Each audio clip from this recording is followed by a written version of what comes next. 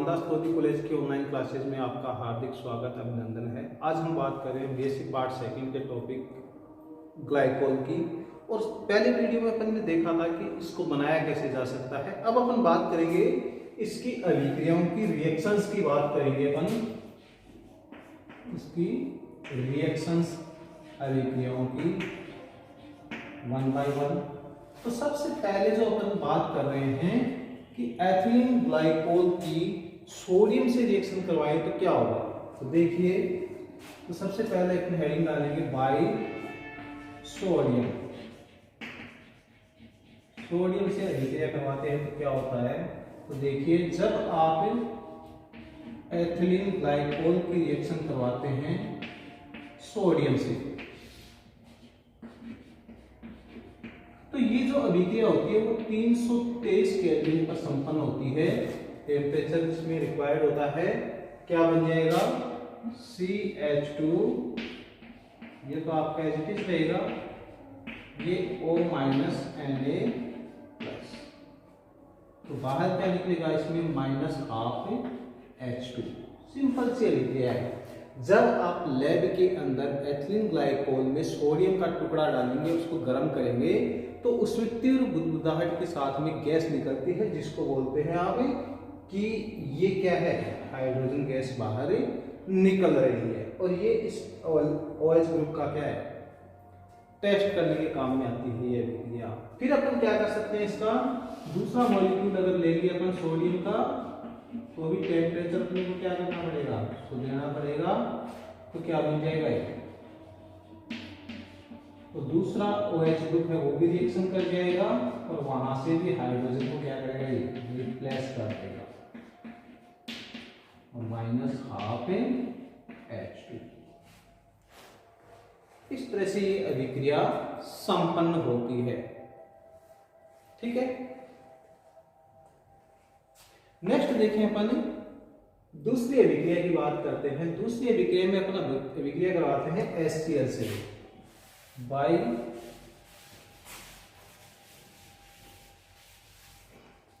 HCl, hydrochloric अम्ल। तो उस कंडीशन में क्या होगा वो देखते हैं।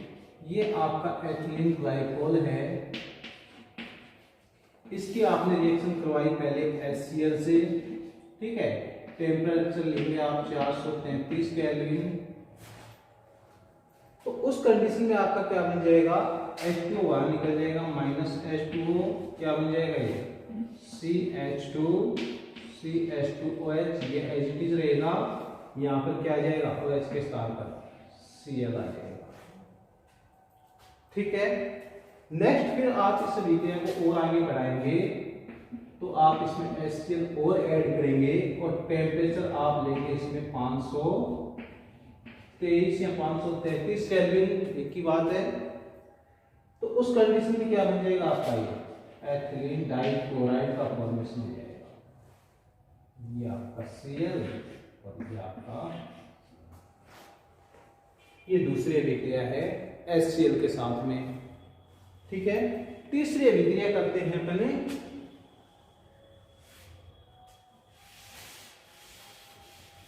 तीसरी अभिक्रिया देखिए इसकी PX3 से, PX3, यानी यहां पर आप फास्फोरस ट्राइक्लोराइड ले सकते हैं, फास्फोरस ट्राइब्रोमाइड ले सकते हैं। ठीक है, तो उस कंडीशन में आप क्या करेंगे, इसमें PH3, तो क्या हो जाएगा, ये सीधा ही आपका रिएक्शन होकर के क्या बन जाएगा, एथिलीन हैलाइड बन जाएगा, जो भी आप X ले रहे हैं। ठीक है, नेक्स्ट बात करते हैं अपन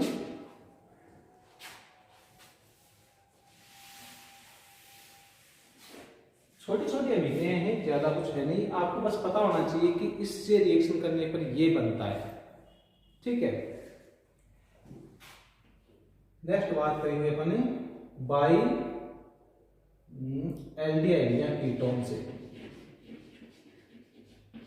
एल्डिहाइड या कीटोन से अभिक्रिया करें तो क्या होगा, तो देखिए इसको, यदि मान लीजिए अपन इसकी एल्डिहाइड से रिपेयर करते हैं तो एल्डिहाइड क्या हो जाएगा, R C double bond O H. मैं इसको थोड़ा सा उल्टा लिख देता हूँ, ये आपका सी डबल बॉन्ड ओ, ये आर और ये एच, ये एल्डिहाइड।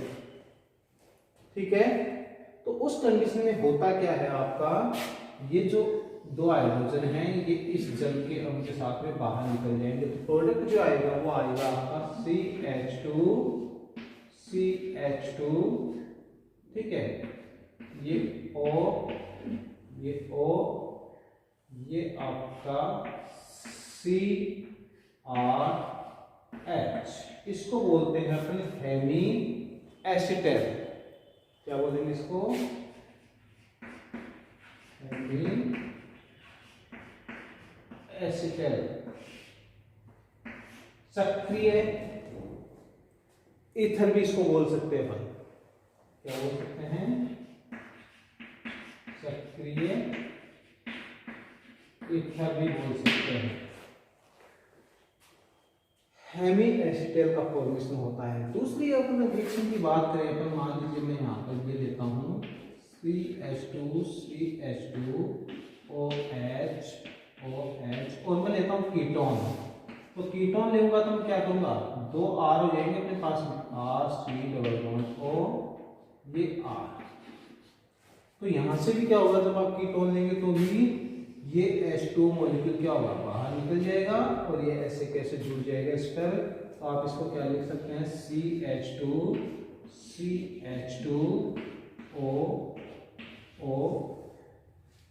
ठीक है, CrR। तो ये बन जाएगा आपका हेमिकीटेल। तो ये क्या बन जाएगा आपके पास में, कीटेल। और वैसे इसको भी क्या बोल सकते हैं, सक्रिय ईथर बन जाते हैं। इन दोनों विक्रिया को लिखो आप, फिर मैं आपसे बात करता हूं।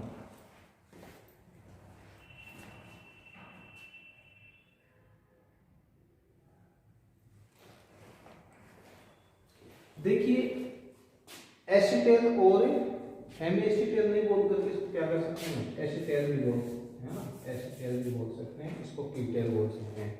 तो जब आप एल्डिहाइड की रिएक्शन करवाते हैं तो उस कंडीशन में तो आप बोलते हैं इसको एसिटेल, और जब आप कीटोन से रिएक्शन करवाते हैं तो उस कंडीशन में बोलते हैं इसको कीटेल। और दोनों ही क्या होते हैं, चक्रीय ईथर होते हैं, साइक्लिक ईथर होते हैं। ये अभिक्रिया क्यों करवाई जाती है, तो ये अभिक्रिया आपने अगर ध्यान हो तो अपने, जब मान लीजिए अपने पास में कोई दो क्रियात्मक समूह होते हैं, एक OH और एक अन्य कोई ग्रुप होता है, या आप कहें कोई CO ग्रुप भी मौजूद हो अपने को, और उसको अपने को प्रोटेक्ट करना हो, है ना, कोई ऐसा रिजेंट लिया अपन ने कि अपने को उस फंक्शन ग्रुप से रिएक्शन ही नहीं करवानी है, तो क्या करते हैं अपन उसकी पहले रिएक्शन करके उसको चक्रीय ईथर बना देते हैं, ताकि क्या हो कि वो रिजेंट ईथर से क्रिया नहीं करता हो, तब की बात है। तो अपन इसको एसिटेल या कीटेल में कन्वर्ट कर देते हैं और इस ग्रुप को क्या करते हैं, संरक्षित कर देते हैं।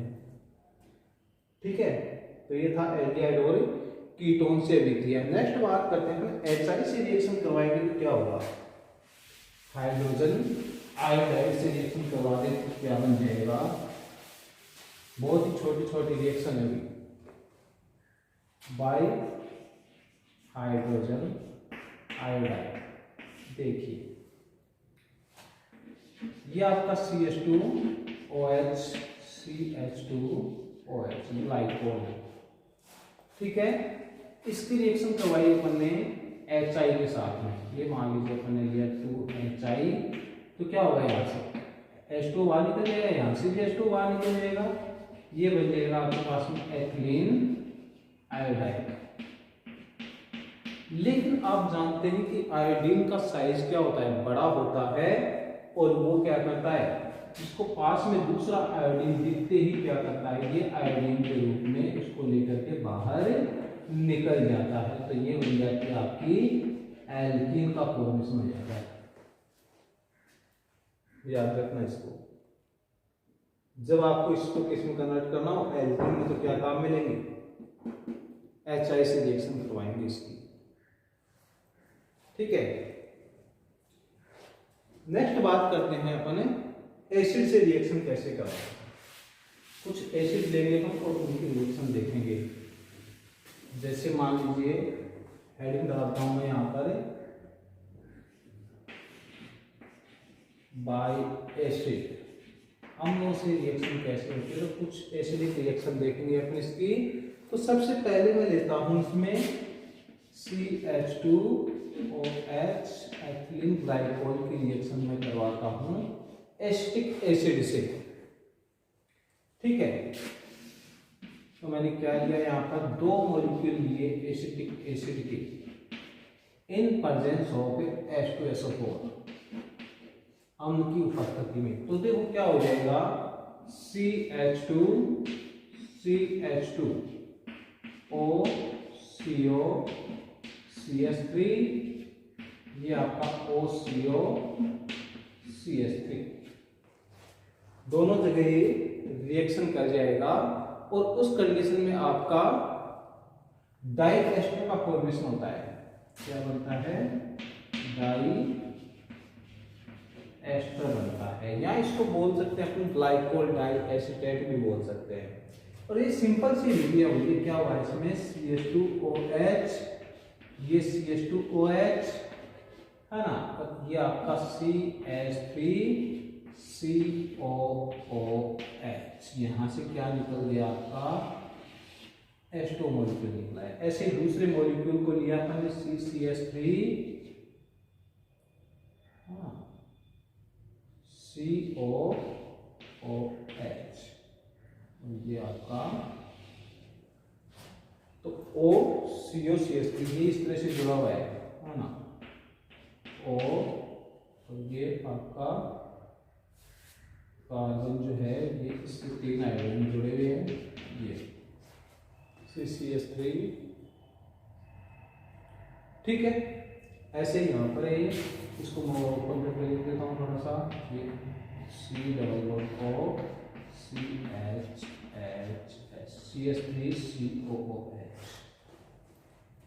ठीक है, तो डाई एस्टर या ग्लाइकोल डाई एस्टेट का फॉर्मेशन होता है। इसका दूसरा नाम भी लिख सकते हैं ग्लाइकोल डाई एसीटेट। ये होगी बात किसकी, आपका एसिटिक एसिड से। अगर अपन कंसंट्रेट HNO3 से रिएक्शन कर दें, इसकी कंसंट्रेट HNO3 से, तब क्या होगा भाई, तो देखिए नेक्स्ट रिएक्शन की बात करते हैं अपन ने लिया यहाँ पर concentrate HNO3 plus concentrate H2SO4। तो इसमें क्या होगा, ये आप जानते हैं कि कौन सा मिक्सचर है, इसको बोलते हैं नाइट्रेटिंग मिक्सचर। नाइट्रेटिंग मिक्सचर इसको बोला जाता है। और नाइट्रेटिंग मिक्सचर क्या काम में आता है, नाइट्रेशन के काम में आता है। तो ये क्या बन जाएगा, CH2O और यहाँ पर क्या आएगा आपका NO2, ये NO2। तो ये बन गया आपके पास में ग्लाइकोल डाई नाइट्रेट। क्या बन गया, ग्लाइकोल डाई नाइट्रेट। और ये क्या काम में आता है, तो मैं आपको बता दूं, विस्फोटक के रूप में काम में लिया जाता है।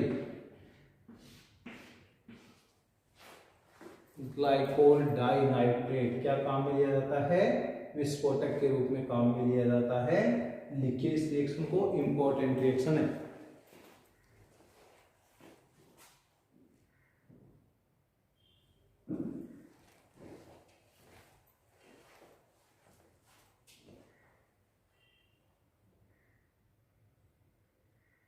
तो अब तक अपन ने पढ़ा इसके रिएक्शन, और इसके रिएक्शन क्या है, बहुत ही इंपॉर्टेंट हैं और छोटी छोटी रिएक्शन हैं। सबसे पहले अपन ने एथिलीन ग्लाइकोल का क्या किया, सोडियम से रिएक्शन करवाई, है ना। और सोडियम से जब आप किसी अल्कोहल की रिएक्शन करवाएंगे तो उसमें से क्या होती है, हाइड्रोजन बाहर निकल जाती है। ठीक है, और पहले सोडियम का मॉलिक्यूल लिया अपन ने, रिएक्शन करवाई 330 केल्विन पे, दूसरे सोडियम का मॉलिक्यूल लेकर के दूसरे हाइड्रोजन को भी निकाल दिया, और वो क्या थी आपकी दोनों हाइड्रोजन निकल जाएंगे, ठीक है। और ऐसी फिर दूसरी रिएक्शन करवाई अपन ने HCl के साथ में। तो पहला मॉलिक्यूल जो HCl का आप लेते हैं तो टेम्परेचर लेते हैं 433 या 423 केल्विन भी लिखा हुआ मिल सकता है आपको किसी बुक में, ठीक है। और उसके बाद में सेकंड ऐसे रिएक्शन करवानी है तो HCl काम में जब आप लेंगे तो टेम्परेचर आपको रेज करना पड़ेगा। तो 423 या 435 के बजाय आपको लेना पड़ेगा 523 या 533, ठीक है। या यूं कहें कि HCl से आपकी रिएक्शन कराई जाती है, आपसे पूछा जाता है कि HCl के साथ में एथिलीन ग्लाइकोल की रिएक्शन, तो उस कंडीशन में टेम्परेचर अगर 500 से ऊपर दे रखा है तो उस केस में आप दोनों OH ग्रुप की क्या करते हैं, उसमें रिएक्शन करवा दें, ठीक है। ऐसे PX3 से जब आप फास्फोरस ट्राईहैलाइड से रिएक्शन करवाते हैं तो आप उसमें दोनों OH क्या होंगे, वो हट जाएंगे और उसके स्थान पे जो भी हैलोजन है फास्फोरस के साथ में वो लगा देना है, ठीक है। फिर अपन ने बात की एल्डिहाइड और कीटोन से, तो अपन ने बनाया एसिटेल और कीटैल। तो जब अपन एसिटेल बना एल्डिहाइड से रिएक्शन करवाते हैं तो बनता है अपने पास में एसिटेल का फॉर्मेशन होता है, और जब अपन कीटोन से रिएक्शन करवाते हैं तो बनता है कीटैल, क्लियर है। और दोनों ही क्या है, सक्रिय ईथर है। अगर आपसे कहा जाए कि एथिलीन ग्लाइकोल से चक्रीय ईथर बनाइए तो आप चाहे एल्डिहाइड काम में ले चाहे कीटोन काम में ले, कोई सा भी काम में ले सकते हैं उस केस में, ठीक है। तो ये चौथे नंबर की अभिक्रिया की बात होगी। पांचवें नंबर पे आपने की HI से रिएक्शन। तो HI से जब आप रिएक्शन करते हैं तो OH हटा करके दोनों उनके स्थान पे क्या लगा देंगे, आयोडीन लगा देंगे। लेकिन दो आयोडीन समीपवर्ती कार्बन पर आराम से नहीं रह सकते, क्योंकि आयोडीन आयोडीन से बहुत ज्यादा क्या करता है, स्नेह रखता है। तो कहीं भी दो आयोडीन अगर नजदीकी कार्बन पर उपस्थित हैं तो वो दोनों क्या होते हैं, I2 के रूप में बाहर निकल जाते हैं, ठीक है। और एल्किन का फॉर्मेशन होता है। फिर अपन ने बात की एसिड के रूप में कि एसिड से कैसे अभिक्रिया करता है। तो एसिटिक एसिड से अपन ने सबसे पहले रिएक्शन करवाई H2SO4 की प्रेजेंस में, और अपन ने बनाया glycol diacetate, diester का फॉर्मेशन किया था, ठीक है। उसके बाद में अपन ने रिएक्शन करवाई कंसंट्रेट HNO3 और कंसंट्रेट H2SO4 की। याद रखना कंसंट्रेट HNO3 और कंसंट्रेट H2SO4 दोनों को क्या कहते हैं अपन, नाइट्रेटिंग मिक्सचर कहते हैं।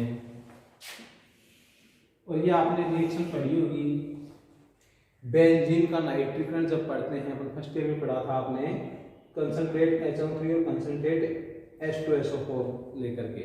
तो उस केस में भी क्या बना था आपके पास में, है ना, नाइट्रोनियम आयन बनाते हैं ना, उसमें नाइट्रेशन करते हैं। तो ये क्या काम में आता है, नाइट्रेटिंग मिक्सचर जो है वो किस काम में आता है, नाइट्रेशन के काम में आता है। ये याद रखना, नाइट्रेशन की काम में, जहां भी नाइट्रेशन करना हो कंसंट्रेट HNO3 और कंसंट्रेट H2SO4 काम में लेते हैं, ठीक है। और इसमें एक मजेदार बात और है, कंसंट्रेट H2SO4 जो है वो आपका H+ देता है, और HNO3 क्या करता है, लुईस बेस की तरह बिहेव करता है, ये उस H+ को एक्सेप्ट करता है। आगे बात सुनिए, तो ये तो किसका काम करता है, एसिड का, और ये किसका काम करता है, बेस का काम करता है, जबकि दोनों ही कहेंगे एसिड हैं। तो एसिड की स्ट्रेंथ को यदि मापना हो तो उसको हमेशा कैसे मापते हैं, कोई भी कभी एसिड नहीं होता है। ये आप देखेंगे कंसंट्रेट HNO3 एसिड का काम करेगा, लेकिन ये H2SO4 के साथ में अब एसिड का काम बंद करेगा H2SO4, क्यों, क्योंकि ये प्रबल अम्ल है उससे। तो इसको किस मजबूरीवश किस रूप में काम करना पड़ेगा, लुईस बेस के रूप में काम करना पड़ेगा, H+ को एक्सेप्ट करना पड़ेगा। तो ये नाइट्रेटिंग मिक्सचर की कहानी होगी। और इस जब अपन ग्लाइकोल का नाइट्रेशन करते हैं तो अपन बनाते हैं ग्लाइकोल डाई नाइट्रेट, और ये ग्लाइकोल डाई नाइट्रेट क्या होता है, विस्फोटक के रूप में काम में आता है। तो मैंने आपको यहाँ पर एक यूज और बता दिया है। अगर आपसे पूछा जाए कि ग्लाइकोल के यूज लिखिए, उपयोग लिखिए, तो देखिए विस्फोटक बनाने के काम में आता है, एक यूज इसका आ चुका है, ठीक है। नेक्स्ट बात करते हैं अपन, फिर ग्लाइकोल की अपन रिएक्शन करवाते हैं टरफेलिक एसिड के साथ में। ग्लाइकोल की रिएक्शन करवाएंगे अपन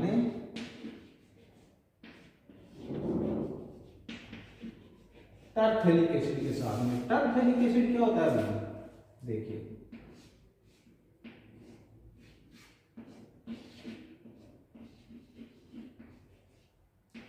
ये होता है टरफेलिक एसिड, ठीक है। एक चीज और देखिए, मैंने यहां पर लिखा ये क्या नाम है इसका, सोच के बताइए। तो जब कार्बोक्सिलिक ग्रुप बेंजीन पे ऑर्थो पोजीशन पे लगे होते हैं तो उसको बोलते हैं अपन थैलिक एसिड। थैलिक एसिड, ये थैलिक एसिड। और जब दोनों कार्बोक्सिल ऑर्थो पे नहीं और कहां पे हो, एक दूसरे के पैरा पोजीशन पे, तो उसको बोलते हैं टरफेलिक एसिड। सॉरी,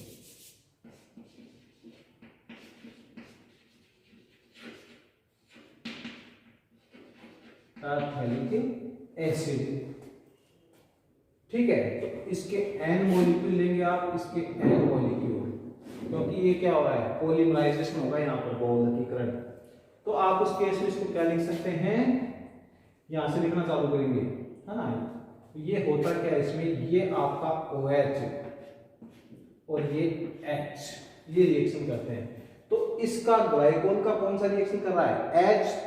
तो आप इसको कहां से लिखना शुरू करेंगे, देखो पॉलीमर में लिखने का इंपॉर्टेंस होता है, तो आप लिखना शुरू करेंगे O से, OCH2, इसको थोड़ा सा शॉर्ट कर देता हूं, उतना लिखा नहीं जाएगा।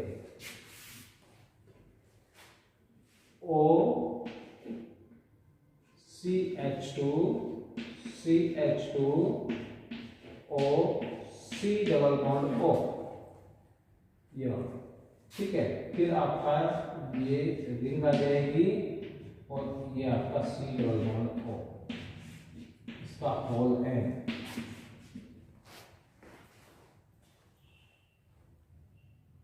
ठीक है। तो इसका जो OH है वो अन्य मॉलिक्यूल से रिएक्शन करेगा, ये अल्टरनेट रिएक्शन करते चलेंगे दोनों, ठीक है।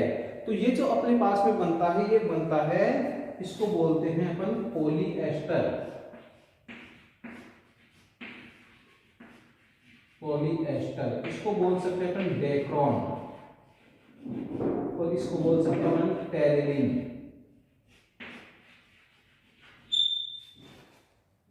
साइलेंट रहता है टेरेलिन, ठीक है।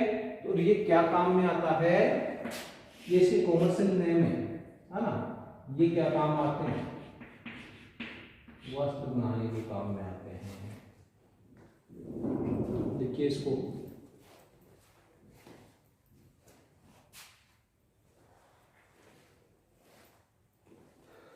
तो ये आपका एसिड के साथ रिएक्शन, टरफेलिक एसिड के साथ में पॉलिएस्टर का फॉर्मेशन, पॉलिएस्टर बन रहा है, इसमें एस्टर बन रहा है ना, C डबल बॉन्ड O, ये क्या है, एस्टर ग्रुप है, पॉलिएस्टर। और इसके कॉमर्शियल नेम क्या है, डेक्रॉन टेरेलिन। और ये क्या काम में आता है, वस्त्र बनाने के काम में आता है, ठीक है। तो ये पॉलीमर इससे बनाया जाता है। तो यहाँ से दो रिएक्शन बहुत ज्यादा इंपॉर्टेंट हैं, एक आपकी टरफेलिक एसिड के साथ में और एक आपकी नाइट्रेटिंग मिक्सचर के साथ में। ये दो रिएक्शन तो आपको अच्छे से याद होनी चाहिए इसमें से, ठीक है। बाकी रिएक्शन अपने नेक्स्ट वीडियो में देखेंगे। आज के लिए इतना ही। Thank you, best of luck.